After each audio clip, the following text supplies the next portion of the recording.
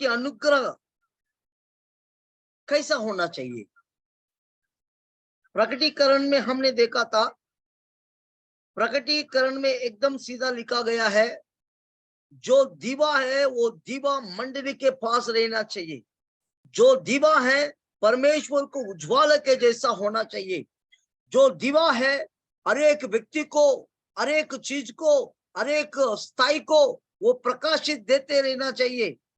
यहाँ परमेश्वर का वचन कहता है जो दीवा कहाँ नहीं रखना चाहिए, दीवा को क्यों वो जगह पे नहीं रखना चाहिए। मत्ती सुसमाचार 5वां अध्याय 15 वचन में लिखा गया कि वो जगह पे लिखा गया,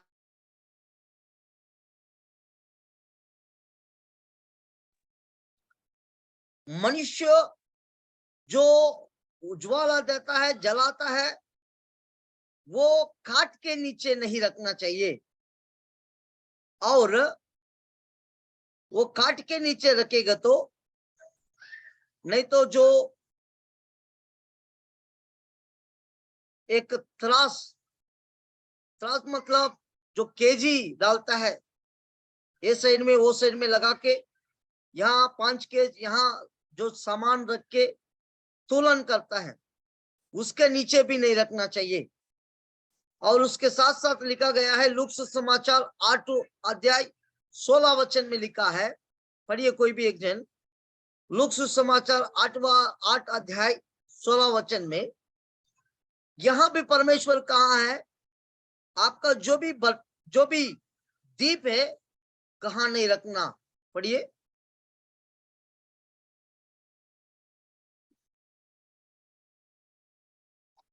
मिला? कोई दिया जला के बर्तन से नहीं ढकता और न खाट के नीचे रखता है, परंतु दीवट पर रखता है कि भीतर आने वाले प्रकाश पाए।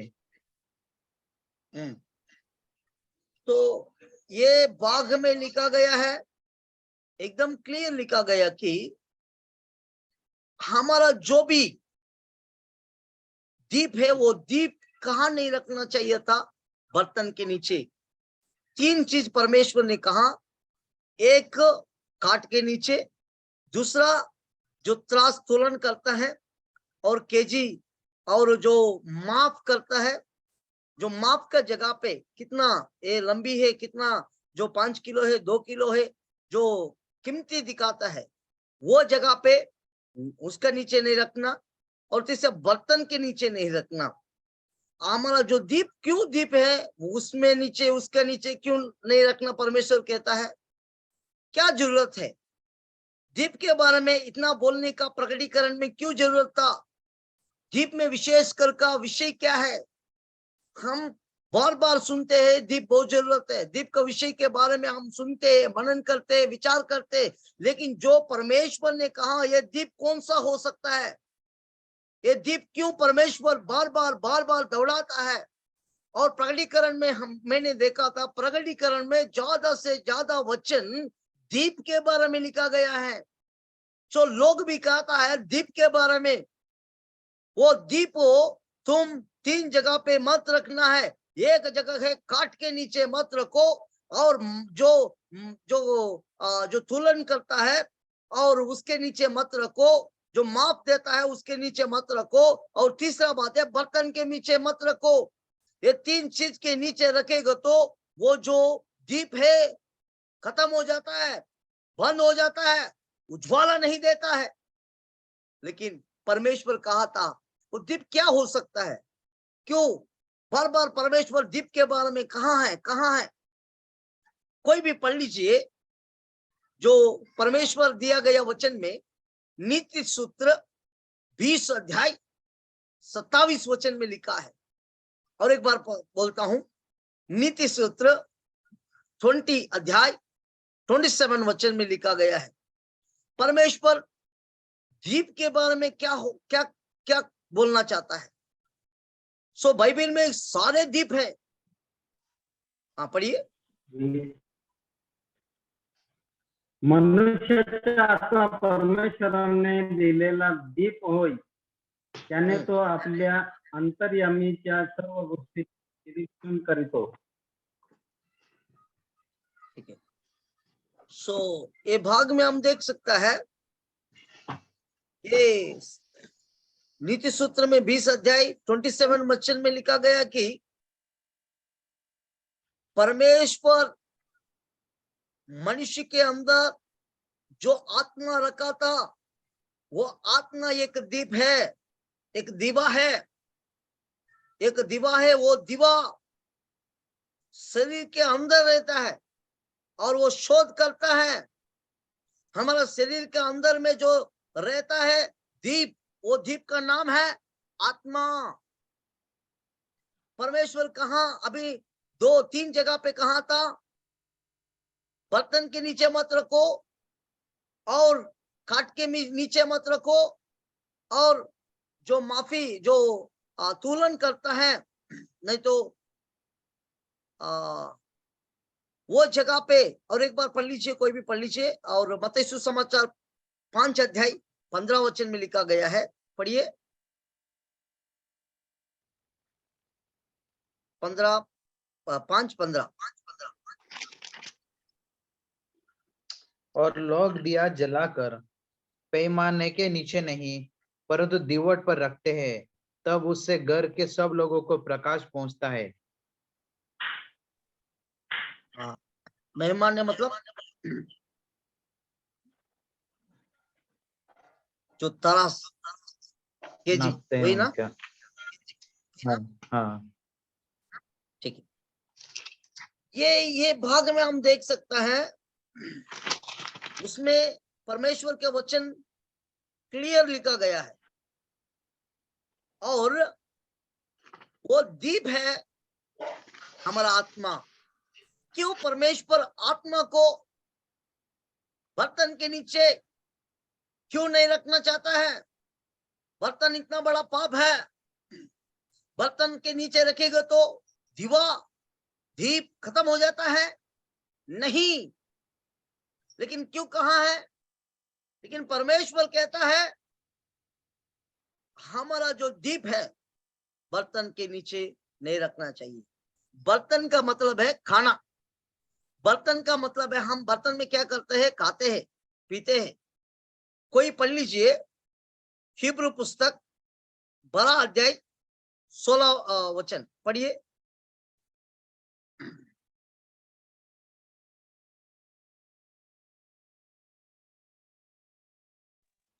ऐसा न हो कि कोई जन व्यभिचारी या एसाव के समान अधर्मी हो, जिसने एक बार के भोजन के लिए बदले अपने पहले ठोक होने का पद बेच डाला।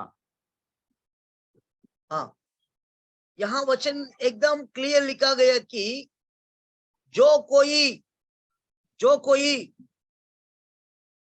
जो बर्तन के नीचे रहेगा वो एसाव के जैसा उसका जिंदगी रह जाएगा। एसाव ने क्या कहा था? वो बड़ा बेटा है, बड़ा बेटे को क्या काम है? ज्येष्ठ पुत्र, मतलब प्रथम स्थान। और बड़ा बेटा खाने के वजह से और खाने का चीज के वजह से खोद लिया है, परमेश्वर का आशीष को, पिता का आशीष को दूर हो गया। इसका परिणाम क्या हुआ था? परमेश्वर कहा था एसाव को परमेश्वर ने द्वेष करता है, विरोध करता है, उसको पसंद नहीं करता है। लेकिन यहां देखता है एसाव को लिखा गया है कि व्यभिचार करके लिखा है। वो इतना भयंकर पाप का नाम में क्यों कहा गया कि जो ज्यादा से ज्यादा खाने का चीज में और उसका मन लगा के उसका जो परमेश्वर का आशीष को भी खोद लिया।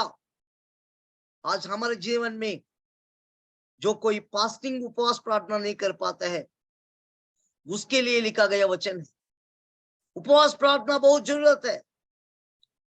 बाइबल का वचन में और इतिहास में कहा है उपवास करके मर गए लोग कोई भी नहीं, लेकिन ज्यादा खा खा के मर गए लोग बहुत है। कोई लोग उपवास प्रार्थना करो बोलेगा तो बहुत बहानी बोलता है, मेरे को वो दुखता, ये दुखता, ये प्रॉब्लम, वो प्रॉब्लम।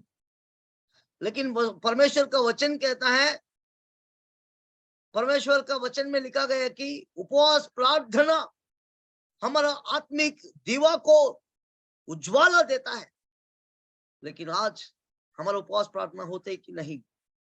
यहां हम देख सकता है एसाव का जीवन में नहीं खाने के वजह से परमेश्वर का आशीष को खोज लिया। और पढ़ लीजिए नीति सूत्र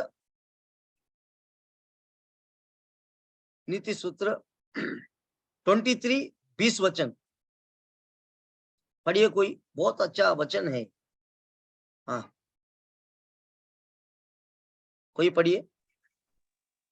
दाख मधु के पीने वालों में न होना, न मांस के अधिक खाने वालों की संगति करना। क्या लिखा है? और एक बार पढ़ो। दाख मधु के पीने वालों में न होना, न हाँ। मांस के अधिक खाने वालों की संगति करना। बाप रे, मांस ज्यादा, मटन ज्यादा खाने वाले के साथ संगति मत करो। दारू पीने वालों के साथ संगति मत करो। क्यों कहा है? मटन खाना पाप है? मटन खाना पाप है? नहीं है। क्यों परमेश्वर कहा? वो दारू के साथ मिला दिया परमेश्वर ने। दारू पीना पाप है कि नहीं? पाप है। वो एक प्रकार का एक भयंकर निशा है और परमेश्वर को विरोध में है। जैसा दारू है वैसे ही मांस खाने वाला और मटन, चिकन और ये सारे चीज हमेशा लगे रहने वाले का स्वभाव, शरीर का स्वभाव में लगे रहते हैं। मेडिकल साइंस भी कहता है कि जो कुछ खाना रहता है कि हमारा शरीर कंट्रोल नहीं होता है, हमारा शरीर हमारा स्वाधीन में नहीं रहता है। कोई रात में बड़ा बड़ा मटन खा के सो गया तो सुबह उठने का मुश्किल है। मस्त 1 किलो नहीं तो 2 किलो खाना खा लो, वो पूरा दिन उसका शरीर भैंस के जैसे ही रहेगा, को एकदम इतना खड़क देता है। क्योंकि परमेश्वर ये बात में क्यों कहा? मांस अधिक खाने वाला का स्वभाव है, मानसिक रीति में रहता है, शारीरिक रीति में रहता है। व्यभिचार का सोच विचार में शरीर तड़पता है और उसका शरीर सारे चीज में परमेश्वर की सामर्थ्य को, परमेश्वर की इच्छा को और परमेश्वर के आगे जाने के लिए नहीं होता है। हमेशा उसको चाहिए क्या है? मटन। उसको चाहिए क्या है? चिकन। उसके चाहिए क्या है? खाना। उपवास नहीं रहता है तो उसको 5 किलो 10 किलो मिलेगा तो भी खा लेगा, लेकिन उपवास करो रे एक दिन, उपवास प्रार्थना में रहो, नहीं रहेगा, वो नहीं जमेगा। ये भी ऐसे अब वही किया था, खाना का एक दिन भी नहीं रुकता था। वो खाना चाहिए बस, परमेश्वर का जयस्तोत्र को भी खत्म कर देता।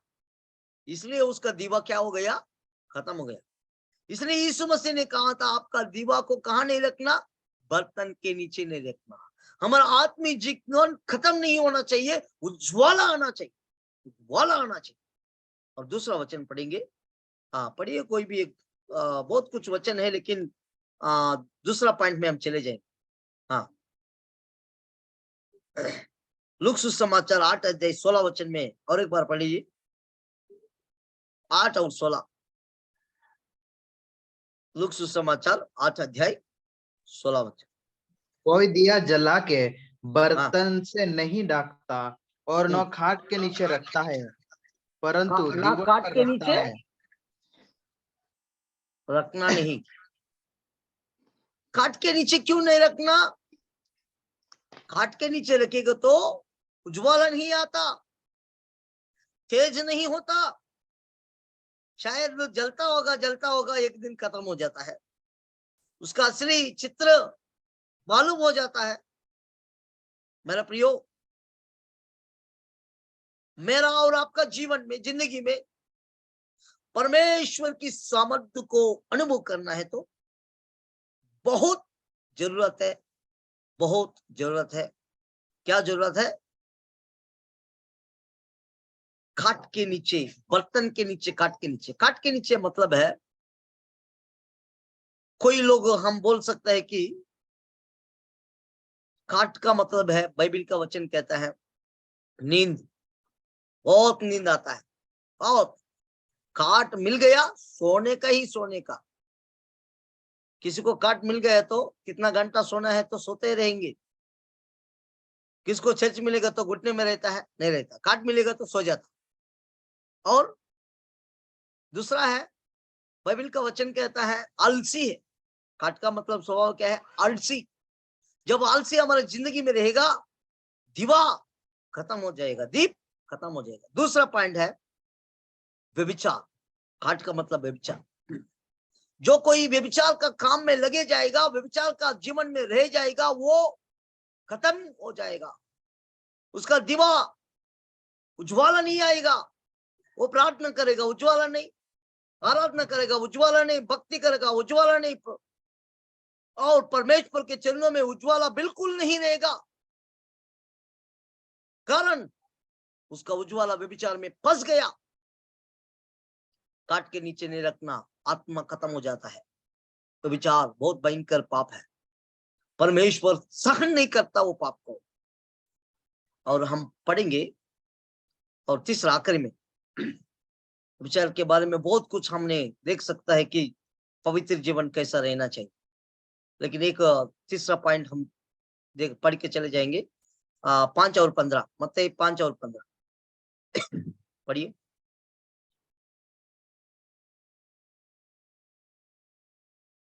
पांच और 15 मत्ती सुसमाचार 5 और समाचार। और लोग दिया जलाकर पैमाने के नीचे नहीं परंतु दीवट पर रखते हैं, तब उससे घर के सब लोगों को प्रकाश पहुंचता है। मेहमानी करना, हाँ, पैमाने वजन। मेहमानी जो तुलन करता है। इसका अर्थ क्या होगा? क्यों परमेश्वर कहाँ है? इसका अर्थ है कमाई, बिजनेस, कमाई है। आज कमाई के बीच में लोग पीछे जाके उसका दीवा को बंद कर दिया, उज्ज्वला बंद हो गया। लोग मजदूर में पैसा पैसा पैसा पैसा करके जाता है, बीमारी बीमारी करके आता है। लोग काम में लग जाता है, काम में जाने के टाइम में पैसा पैसा पैसा करके जाता है, और मेरे को मंदवाड़ी मंदवाड़ी करके आता है। क्यों? ये इसका दीप, इसका दीवा कहाँ फंस गए? फंस गए कि कमाई में। योदा इस्करियत वही फंस गया था कि कमाई में। उसका दीवा बंद हो गया, उसका दीवा खत्म हो गया। हमारा दीवा खत्म नहीं होना चाहिए। इसलिए परमेश्वर यीशु मसीह ने कहा था, आपका दीवा नहीं रखना बर्तन के नीचे, आपका दीवा काट के नीचे नहीं रखना। आपका दीवा और दीप पर जो तुलन करता है और कमाई के नीचे मत रखो, खत्म हो जाएगा। मेरा प्रियो, परमेश्वर की सामर्थ्य को अनुभव करने वाला हम, परमेश्वर को उज्ज्वला देने वाला हम, और परमेश्वर को संगति और परमेश्वर की सामर्थ्य से भरा हुआ लोग हम, हमारा जिंदगी में, हमारा जीवन में, हमारा परमेश्वर की जो सोच विचार में हम होना चाहिए कि एक उज्ज्वला का, तेज का ज्वाला। इसलिए परमेश्वर से का वचन कहता है, कहाँ हमारा दीवा होना चाहिए? दानियल पुस्तक 3 अध्याय 22 वचन पढ़ लीजिए। दानियल पुस्तक 3 अध्याय 22 वचन में एकदम क्लियर लिखा है हमारा जो दीवा कैसा होना चाहिए, हमारा जो दीवा को उज्ज्वला कैसा आता है, किस चीज के बारे में जो उज्ज्वला होता है। उज्ज्वला हम रहना चाहिए तो उज्ज्वला का जिंदगी हमारे जिंदगी में होना चाहिए तो क्या करना चाहिए? पढ़िए।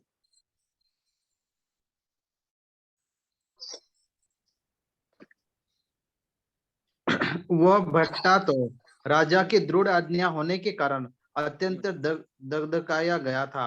इस कारण जिन पुरुषों ने शद्रक, मेशक और अबेदनगो को उठाया, वे ही आग की आंच में जल मरे। क्षमा कीजिए, यहाँ ये एक आग है, वो आग लोग डालने के टाइम में खत्म हो गया। नहीं, ये वचन नहीं है।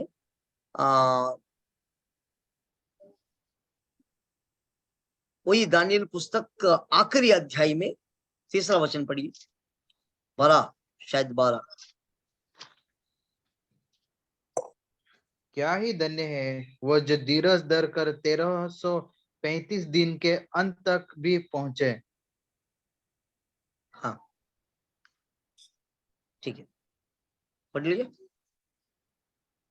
हाँ, तो ये भाग में हम देख सकता है, जो कोई बुद्धिमान है वो स्वर्ग में रहने वाला, एक ऊंचा स्थिति में रहने वाला, उज्ज्वला का ज्योति के जैसा रहेगा। वो नीति मार्ग में जाएगा, पवित्र मार्ग में जाएगा और धार्मिक के रास्ता में जाएगा, और बहुत लोगों को परमेश्वर के चरणों में लाएगा। वो निरंतर तारा के जैसा प्रकाशित होगा। और एक बार पढ़ लीजिए वो वचन, और एक बार पढ़ लीजिए, निरंतर तारा के जैसा प्रकाशित होगा। पढ़िए 12 कौन सा? हाँ 12 वचन। 3 वचन।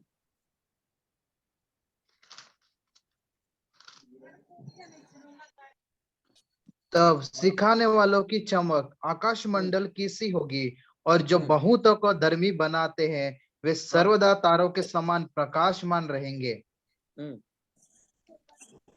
बस जितना लोगों को हम परमेश्वर को शिक्षा देता है, सुसमाचार बता है, और परमेश्वर को पास लोगों को सिखाता है, प्रार्थना सिखाता है, वचन सिखाता है, भक्ति में ले जाता है, और बिन विश्वासी को यीशु के बारे में कहता है, उनको समझाता है, सत्य में लेके आता है, वो इंसान हमेशा हमेशा निरंतर प्रकाशित रहेगा।